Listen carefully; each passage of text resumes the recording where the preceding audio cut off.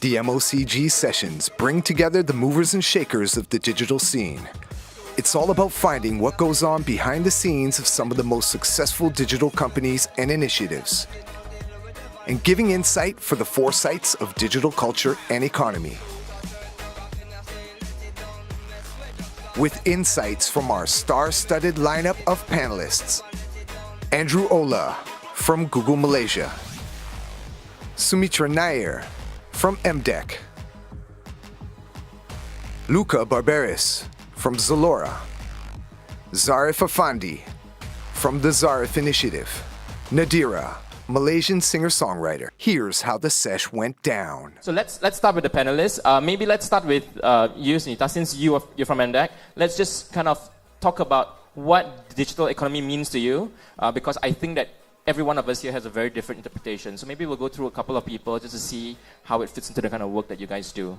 When we talk about digital economy, at least in my understanding, it really is talking about a future where digital lifestyles are going to be very much part of our lifestyles in all the different aspects of things that we do, you know, whether it's to learn, to socialize, to make money, you know, to do different things. So it's anything and everything to do with digital. And we know that, you know, I think in many countries they call this digital futures, digital lifestyle, so on and so forth. So that really what digital economy refers to. But why economy? That has to do with wanting to enlarge the slice, you know, the economic pie. We want to enlarge the slice that is contributed by digital technologies, right? And this is not limited to revenues. You know, it even includes how digital technologies can change people's lives for the better. Coming to Malaysia, I think one of the things that excited me is just how savvy I think the consumers are.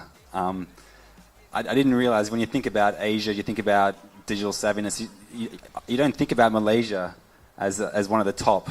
You think about Korea or Japan.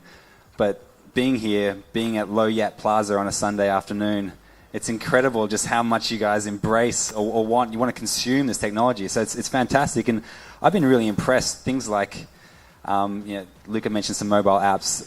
You know, My Taxi, for example, phenomenal and just brilliant, and especially for the market, for how the market operates. It's just a really great example. I think when I'm thinking, so I don't have very many other examples, but there's a lot of so Google owns YouTube.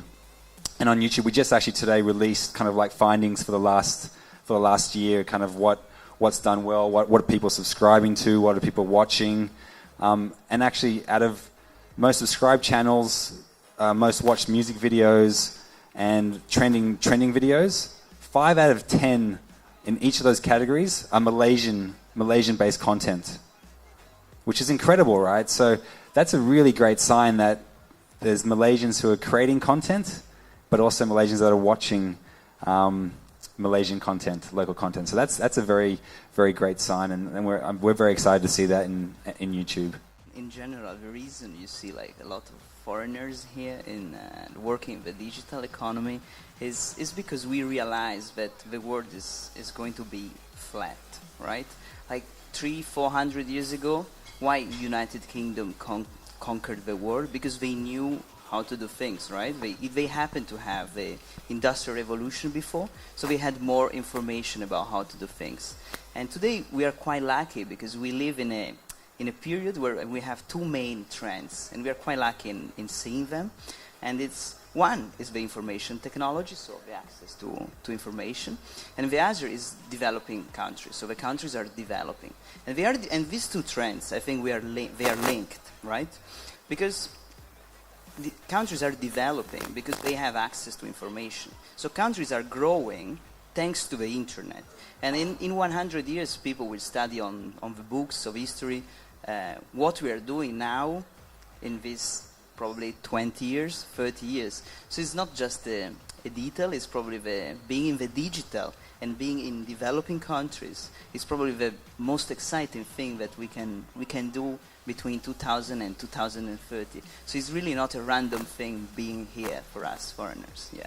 With things like Twitter, Instagram, and everything, it helps me a lot with my work because I use that as a promotional tool, which for me to reach out to all my fans, and I find it kind of effective, you know, because I've been putting out music for downloads, and I just Instagram one time and put it out, and a lot of people download. So I think it's just a really effective tool that I've been using for my career as to date. So, for example, as Samad, who's a local musician, what he does now is because he wants to kind of expand in his he kind of gives Skype lessons to people overseas. Huh, interesting. Yeah. You know, things Yeah. like that. Yeah.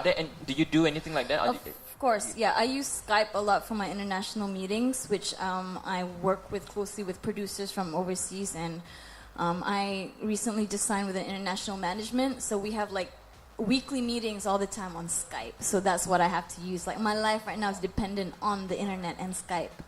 When you talk about like this new age young people, access to technology, wanting to live the dream, you know, being able to reach out to the world, right?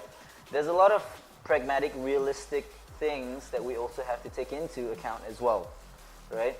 So this is where the digital economy, I guess, in that whole sense of things, is both interesting, but there's a lot to ponder as well these days, you know, because I think we all want to be as successful as we can. We're young, you know, we're energetic, we've got all the ideas. Unfortunately, we might not have all the access to all the resources that we require. And going back to your question on, like, you know, whether or not we have a platform, right? Platforms are there. Yes, they are. Are our voices heard? Maybe. Are they heard thoroughly? Possibly. I don't, you know. But still, a lot of work still needs to be done. You know, that's one thing that I think all parties need to kind of like see, whether or not you're the end user, you're the young person doing things, whether or not you're the government agency who is like providing the platforms, whether you're the funding agency, whether it's a bank, whether it's a facility, whether it's like, you know, your bandwidth and all that, right? So likewise, you know, it's a crazy world that we live in now. YouTube launched locally in Malaysia the start of last year, maybe 18 months ago, and the uptake has been really incredible. I think at a global level, I think there's, you know, 1 billion users on a monthly basis. Something like 100 hours of video is uploaded every minute on YouTube. 100 hours, that's global. But in Malaysia, Malaysia is one of the most digital savvy or YouTube savvy places. I think, I want to say 44% of views happen on a mobile here, which is incredible. So that's a platform that is very easy to consume content, but also very easy to create content. So that would be a very basic, I guess, example of how Malaysians can take advantage of, you know, a platform, an online platform to speak, to engage, to interact with people on the web. Programming, they say, is the new next generation language. And I know that in many countries, they're starting programming at the age of 6, UK being one of it.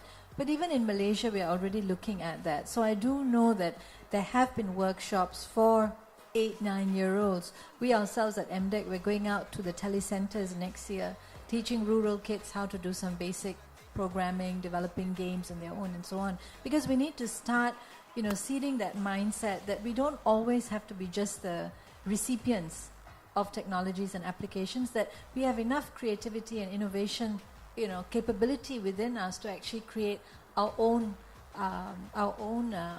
products and services and so on. That's one of the thrusts, again, of the digital economy as far as MDeC is concerned.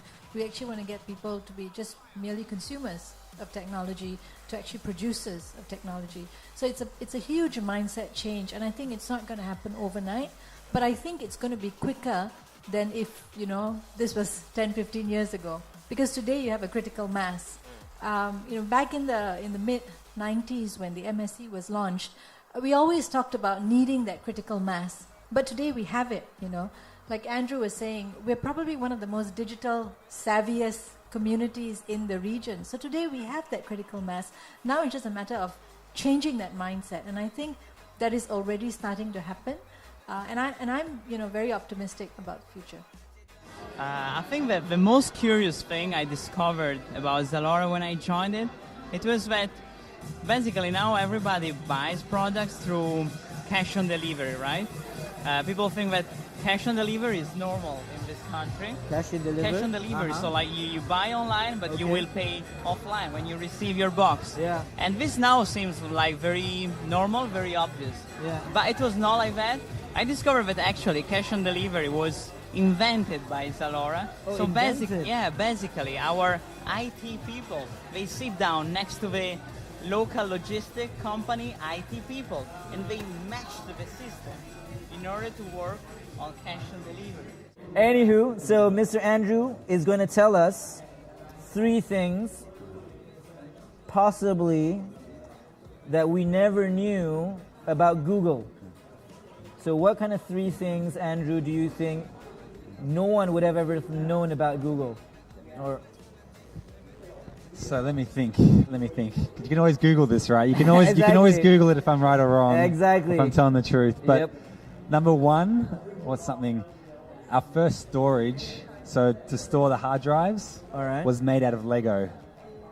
Nice, really? And so ever since then, Google's had a very big affiliation with With Lego. Lego. We love Lego. What do you mean, how? Like it was built, the storage? The storage to house the hard drives was built out of Lego.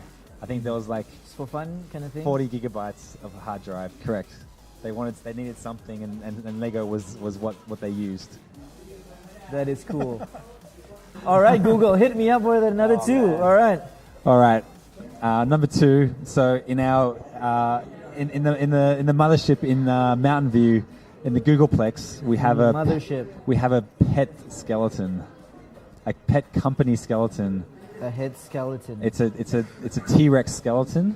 A real T-Rex? A real T-Rex skeleton in the courtyard of our Mountain View complex. All right. And This is it's in California. California. In Northern California, just outside San Francisco, and its nickname is Stan.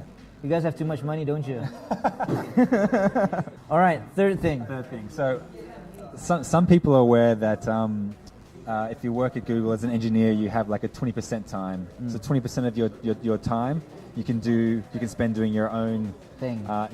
your own projects. Okay. What people don't know probably is that the most famous one is probably Gmail. So Gmail Was an was own a project. 20% project. It wasn't an official organized product that Google launched. It was based on some engineers who made it their 20% free time project. Nice. Nice. And look at it today.